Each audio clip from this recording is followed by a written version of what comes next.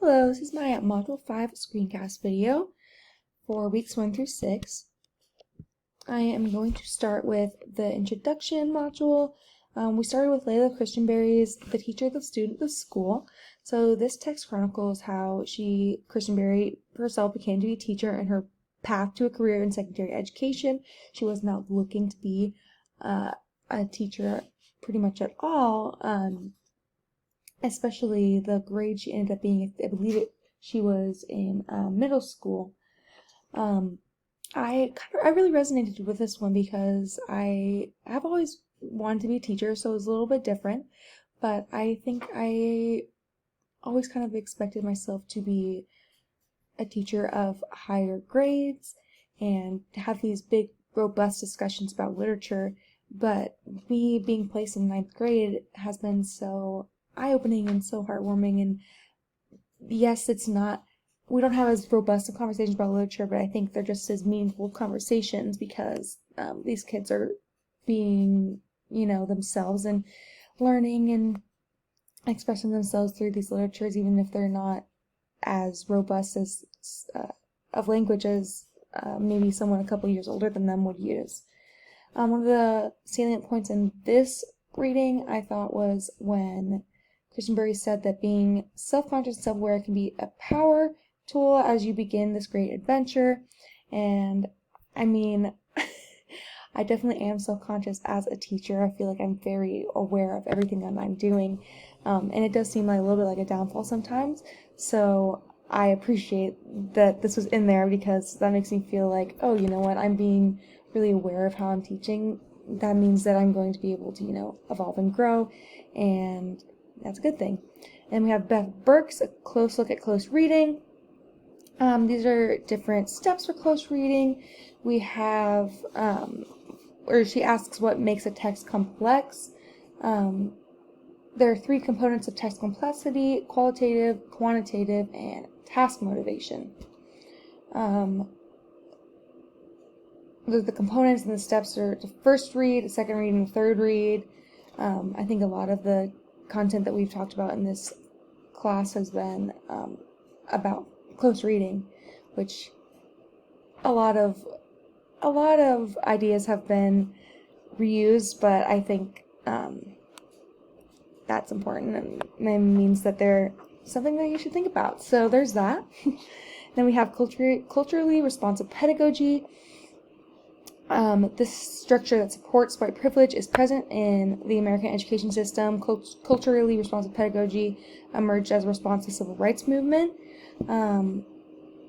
One of the salient points that I have here is that we witnessed a large percentage of minoritized students engaging in school practices that are constructed to suit students and teachers from the dominant culture. I think that's great that a lot of that students are being able to reclaim things that aren't made for them, and being able to teach to different cultures is important. I think that's another thing about background knowledge and background in general, background environment. I think it's really important to be able to tune into students and their different lives and things we may not know about them. Okay, we go to Module 2, vocabulary. I spent a lot of time on Module 1. I'll try to be a little quicker now. I just have so many salient points, apparently. So, Module 2, vocabulary. We have 9 things every teacher should know about words and vocabulary instruction by Karen Bromley. This text challenged what we know about vocabulary teaching in the classroom, and what we know and commonly do is not necessarily the most efficient and effective way to teach. And I think a lot of people actually knew this, but teaching vocabulary, just kind of giving people a vocabulary sheet, giving students a vocabulary sheet is a lot easier than, maybe more thoughtfully planning things out throughout the lesson. I'm narrowing the language gap, the case for explicit vocabulary instruction by Feldman and Kinsella.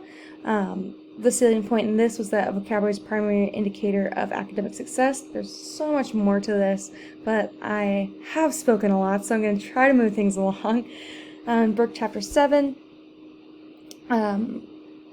we want, as educators, to encourage students not to ask how writing works. We want to encourage students to ask, how does writing work, and not, is this correct? And I think that's, also kind of remind me of, Common Core standards, because it's the way Common Core is now. It kind of puts the emphasis on how we get there and not what the final product is. So, that reminded me of that.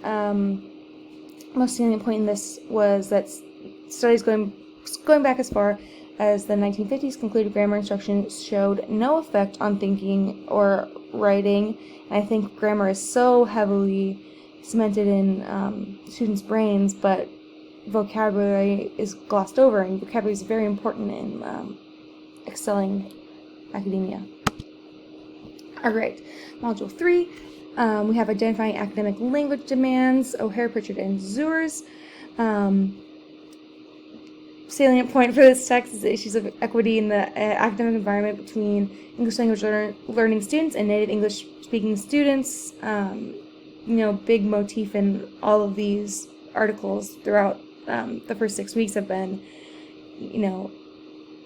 inequity in the classroom based on, socioeconomic status, culture, language learning, academic disabilities, learning disabilities, pretty much any sort of thing that a student can have that makes them different, and it's one of the hardest things to do as a teacher, to maintain a positive environment for students and not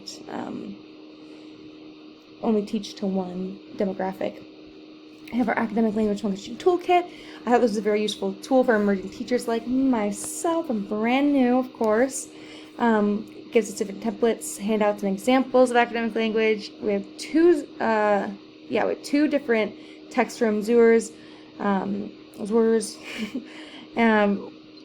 So speaking about methods for meaningful conversation and more discussion about English language learning equity and inequity in the classroom. Academic language can be seen as a separate language from English to ELL students. Academic language is extremely confusing for learning a new language.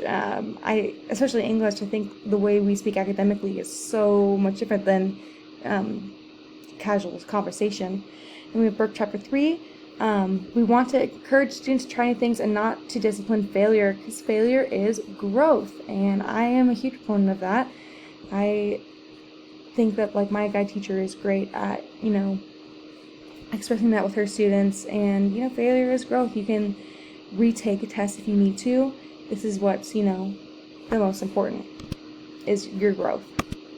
Alright, the last thing is Module 4, our background knowledge. Marzano's Building Background Knowledge for Academic Achievement.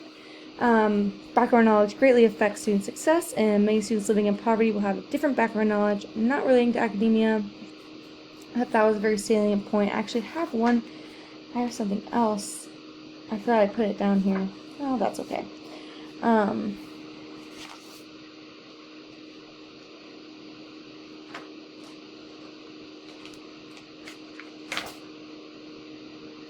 That's okay.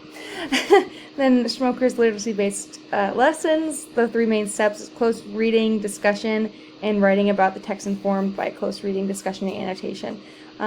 We just did this in my class, and it was great. I didn't even realize that this is what we were doing, to be honest, before fall break. But yeah, we did a close reading together and did annotations as a class, guided annotations, and I think that really helped them to understand the text, because right before this unit we did, or it was the same unit, but right before we did a different short story, and I think that they understood the second one we read a lot better because we annotated it together as a class and discussed it, and that really helped them to analyze. So, that is what I have for you today. I'm sorry for rambling. It's a little bit long, but these are my salient points. I feel like I've learned a lot, and yeah, I feel great about where I am in this class right now. We're learning quite interesting things. So I'm looking forward to furthering my academic knowledge in the classroom.